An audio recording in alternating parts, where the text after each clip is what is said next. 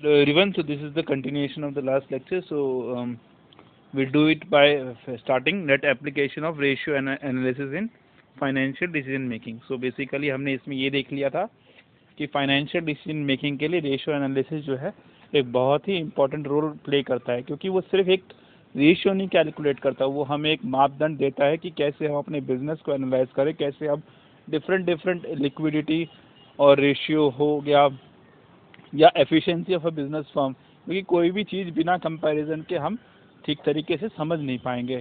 तो इसलिए हम किस चीज़ का यूज़ करते हैं, हम यूज़ करते हैं रेशियो एनालिसिस का करते हैं किसी भी तरह की फाइनेंशियल डिसीजन मेकिंग में. तो इसमें से सबसे पहला था हमारा लिक्विडिटी पोजीशन. लिक्विडिटी पोजीशन में क्या होता है, हम liquidity position of a firm के रिगार्डिंग कुछ डिसीजंस बना सकते हैं. ठीक है, कि क्या लिक्विडिटी पोजीशन है, क्या फर्म मेरा जो है वो ऐसे टाइम पे अपने ऑब्लिगेशन मीट कर सकता है जब उसकी लिक्विडिटी ड्यू हो या नहीं. ओके, तो ये या तो क्रेडिट एनालिसिस में हेल्प करता है बाय बैंक्स, या फिर suppliers of short term loans में हेल्प करता है. तो हम कह सकते हैं कि liquidity position with the help of ratio analysis one can draw conclusions regarding liquidity position of a firm. Okay, so liquidity position of a firm would be satisfactory if it is able to meet its obligation when they become due. Okay, so this ability is reflected in the liquidity ratios of a firm. Okay, so ये ability firm की liquidity ratio पे depend करती है. The liquidity ratios are particularly useful in credit analysis by the banks and other suppliers of short term loans. Okay, तो अगली बात करते हैं हम लॉन्ग टर्म सॉल्वेंसी की. तो इसमें क्या होता है कि ratio analysis is useful for accessing the long term financial viability of a firm. तो कैसे हम लॉन्ग टर्म में किसी भी फर्म की वायबिलिटी को चेक करें, उसके लिए हमें लॉन्ग टर्म सॉल्वेंसी बहुत हेल्प करती है. So this aspect of the financial position of borrower is of the concern to long term creditors, security analyst and the present and potential owners of a business. Okay, so the long term solvency is measured by the leverage or capital structure and profitability ratios, which focuses on earning power and operating efficiencies. Okay, the leverage ratios for instance will indicate whether a firm has a reasonable proportion of various sources of finance or whether it is heavily loaded with debt. In case of solvency is exposed to serious strain. तो जब भी कोई serious strain पड़ता है तो इसके पास में बहुत सारे सोर्सेज हैं फाइनेंसेस के, या फिर ये बहुत सारे कर्जे में डूबा रहेगा. कि ये सब चीज़ें हम लॉन्ग टर्म सॉल्वेंसी से पता कर सकते हैं. So similarly the various profitability ratios would reveal whether or not the firm is able to offer adequate return to its owner consistent with the risk involve.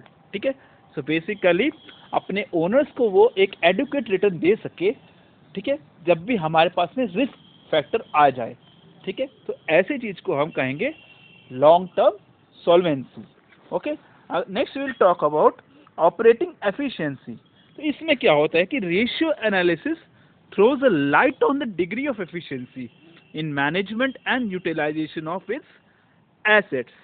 ठीक है, सो इसमें क्या होता है कि जो रेशियो है वो एक तरह से एक लाइट, एक तरह से प्रकाश डालती है कि कैसे मैं अपनी मैनेजमेंट और यूटिलाइजेशन ऑफ एसेट्स को हैंडल करूं.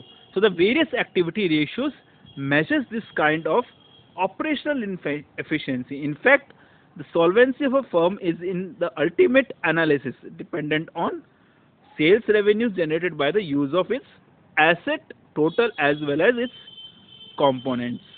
Okay, next we'll talk about overall profitability.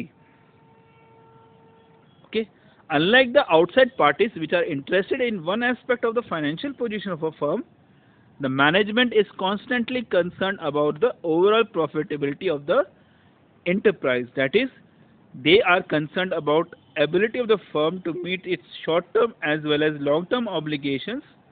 ठीक है, कि फर्म की एबिलिटी क्या है, short term as well as long term obligations to its creditors, to ensure a reasonable return to its owners and secure optimum utilization of the assets of the firm. This is possible if an integrated view is taken and all the ratios are considered together.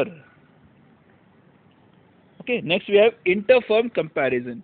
ठीक है। इसमें क्या होता है, ratio analysis जो है सिर्फ financial position पे ही लाइट नहीं डालता, but also serves as a stepping stone to the remedial measures. Okay, तो क्या रेमेडियल मेजर्स दिए जाएं उसमें भी हमें हेल्प करता है। So this is made possible due to the inter firm comparison और comparison with the industry averages. Okay, so inter firm यानी एक दूसरी फर्म से हम कैसे कंपैरिजन करेंगे, उनके एवरेजेस से कैसे कंपैरिजन करेंगे, वो स्टडी करने में ये हमें हेल्प करता है। So a single figure of particular ratio is meaningless unless it is related to some standard or norm. Okay, so किसी भी एक पर्टिकुलर रेशियो की जो एक फिगर है वो किसी तरह से कोई मतलब नहीं रखती अगर हम उसको किसी स्टैंडर्ड फॉर्म से या किसी स्टैंडर्ड नॉर्म से, जो कि किसी भी व्यवस्था या किसी भी इकोनॉमिक से, किसी भी फाइनेंशियल सिस्टम में बताई गई हो। ठीक है, so we need to have one norm for that. Okay, so a single figure is of particular ratio is meaningless unless it is related to some standard or norm. So one of the popular techniques is to compare the ratio of the firm with the industry average. So हम इस सारे ratio को industry average से compare करेंगे। It should be reasonably expected that the performance of a firm should be in a broad conformity with that of the industry to which it belongs. Okay, so the last one we have is financial ratios for budgeting. In this field, ratios are able to provide a great deal of assistance. Budget is only an estimate of the future activity based on the past experience. इससे budget जो है वो सिर्फ एक experience है based on future activity, past experience को based on करके हम future activities का पता लगाते हैं। So in the making of this, which the relationship between different spheres of activities are invaluable, it is usually possible to estimate budgeted figures using financial ratios. Ratios also can be made used for measuring actual performance with the budgeted estimates. Thank you.